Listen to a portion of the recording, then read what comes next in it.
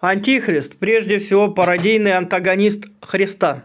Свою полную противоположность Христу он скрывает за внешним пародийным сходством. При этом не вполне ясно, старается ли Антихрист походить на Христа, что выливается в одну лишь пародию, или же это сходство лишь издевка над Христом дьявола, чьей марионеткой Антихрист безусловно является. Как пишет Фирмик Матерн, IV век, у дьявола есть свой Христос, то есть Антихрист. Откровение от Иоанна читалось как свод пародийных выходок Антихриста. Если Христос имеет силу Бога, то Антихрист имеет силу дракона, и дал ему дракон силу свою. Это указано в Евангелии от Иоанна, Откровение. Как Христос, он смертельно ранен и исцелен. Как Христос, он возводится на престол. Если Бог есть и был и грядет, то Антихрист очень сходным образом был, и нет его, и явится. Знаки зверя, начертания зверя, положенные на правую руку или на чело, соответствуют печати Бога живого, положенной на челах. С именем Бога конкурируют имена греха, имена богохульные. В обличии как бы барана Антихрист пародирует Христова агнца. Если Бог посылает дух жизни, то и Антихрист, не желая от него отставать, вкладывает дух в лжепророков, и дано ему было вложить дух в образ зверя. Антихрист и огонь не сводят с неба на землю перед людьми, как это сделал один из предшественников Христа, пророк Илия. Если Бог может посылать в сердца ваши Духа Святого Своего, то Антихрист обладает могущественной силой убеждения. Богословы стремились выявить как можно больше параллелей между Христом и Антихристом, дабы довести картину их антиномического соответствия до абсолютной полноты. Экзегетика дополнялась тут богословскими построениями и произвольными домыслами.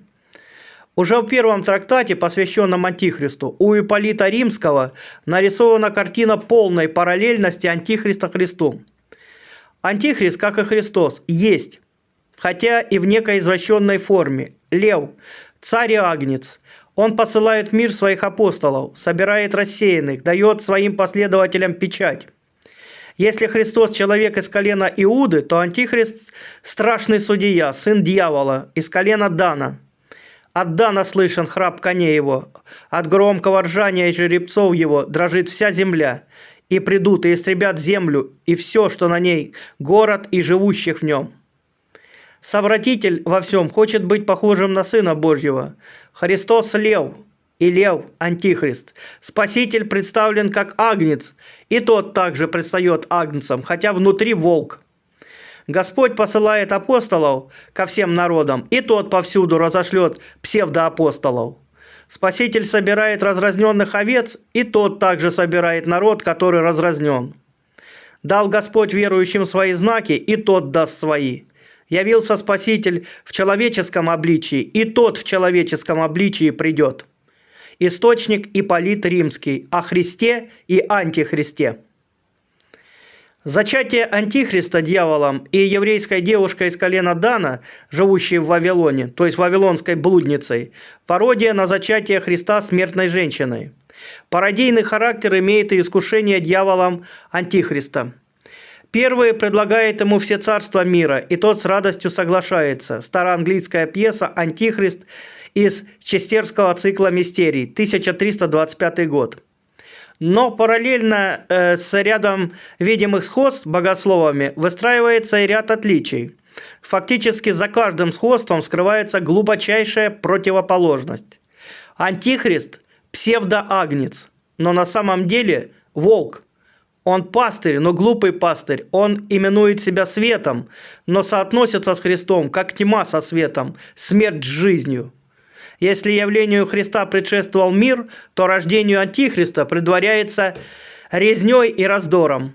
Получается, что Антихрист, так старательно пародирующий Христа, Христу во всем противоположен. Отцо Дервенский. Парадоксальное облачение противоположности в форму сходств, пожалуй, сильнее всего выражено в формуле Руперта из Дойца, едва ли не в высшем богословии выражении полярности сходства Христа и Антихриста.